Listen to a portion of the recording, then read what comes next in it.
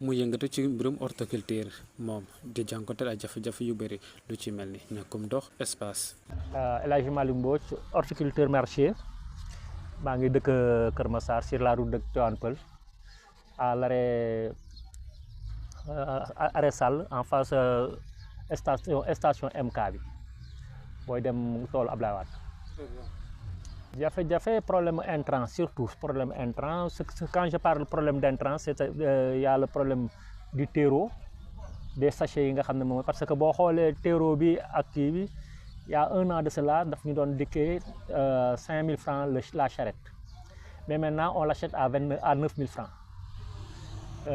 sachets yi nga xam ne moom la ñuy jëlee pour defar kii bi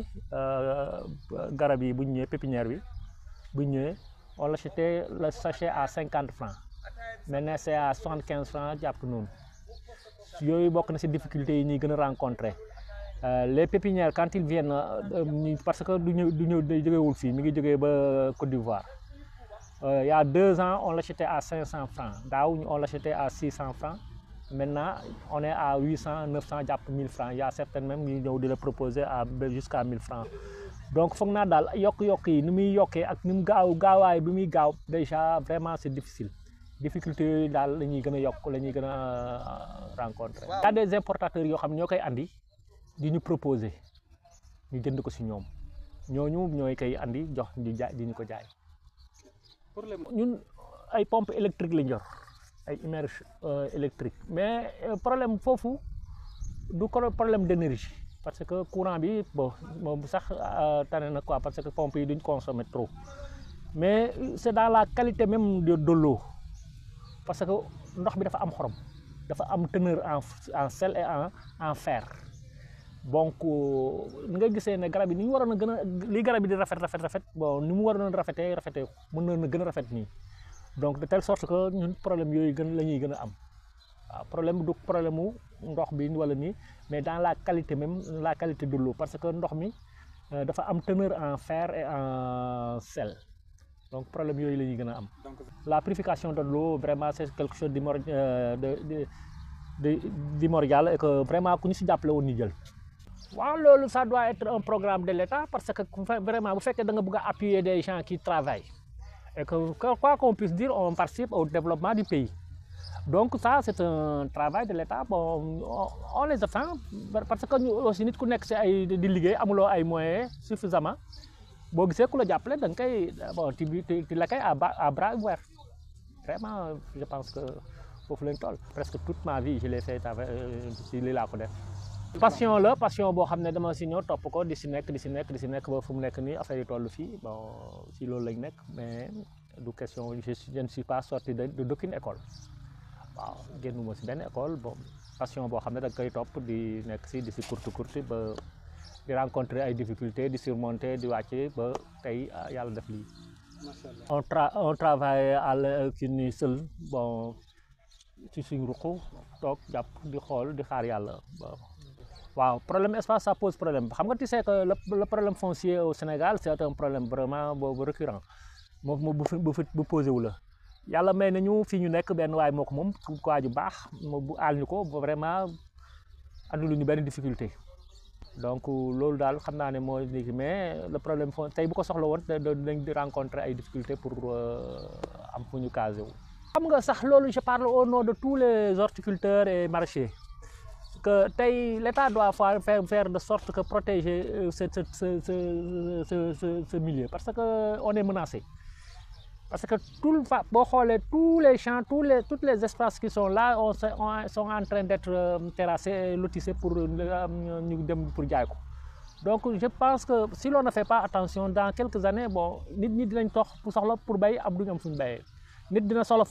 foo loo exploiter doo am foo ko exploiter loolu ça demande une réflexion et que. leneen lu ci teg ngi woo autorités yi ngir mu jàppale leen ci seeni jafe-jafe. waaw j'invite les autorités étatiques à ce que ñu xoolaat loolu bu xool bu baax leen non vraiment ba léegi mosuñ fay gis kenn koo xam ne bon damay foog ne sax est-ce qu'il y a un programme pour nous c'est là la question que je me pose est-ce qu'il y a un programme pour nous parce que toutes nos difficultés nous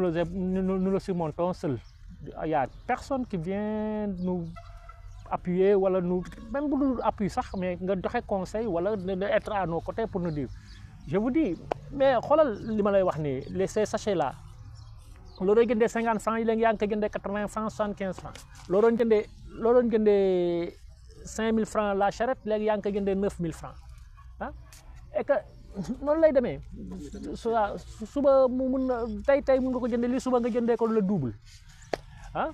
donc suñu difficulté ñun ñoo koy régler seul mais kenn je pense que loolu aussi war nañu ci moo tax ma ne est-ce que réellement il y a un programme pour nous je me pose cette question. Et plus important que ça mais boo xoolee Dakar maintenant les gens s'étouffent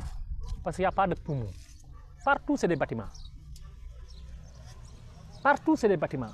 xoolal y a pas de amul foo fenn foo xam ne y a une verdure hein? Nous participons à la santé des gens mais les gens nous négligent. xam nga loolu mooy manque de concertation mais si bu fekkoon ne concerté woon nañoo nit ñi les professionnels du secteur mais d'autres solutions vont sortir du autoroute à péage bi rek mais bu fekkoon ne concertation amoon na ñun suñu diggante ak autorités yi suñu diggante ak yenn entreprises yi donc je pense que il y aura des solutions au problème. Bon, la plupart des plantes qu'on exploite ici c'est des palmiers. Les palmiers, à savoir des cocotiers, des palmiers à bouteilles, des palmiers triangles. Il y a des arbres de Noël, des sapins et autres. Donc am na variété plantes yu bëri yoo xam ne dañ koy exploiter fii. Voilà l'appel que je lance surtout l'appel que je lance je l'adresse aux autorités étatiques à savoir pour que ñoom it ñu xam ne ñu bàyyi ñu xel daal bàyyi xel nature bi waaw parce que qu'il règle le problème foncier d'abord encore même bu dul ñun y a des gens yoo xam ne parce que léegi-léegi da ngay gis borom tool bu ñëw fii ne la damaa soxla 5 pieds coco 6 pieds coco mais kooku il a besoin d'appui qu'il aille vers ces gens-là les appuyer s'ils veulent vraiment que ce secteur se développe mais il faut qu'il y ait un appui pour ces gens-là.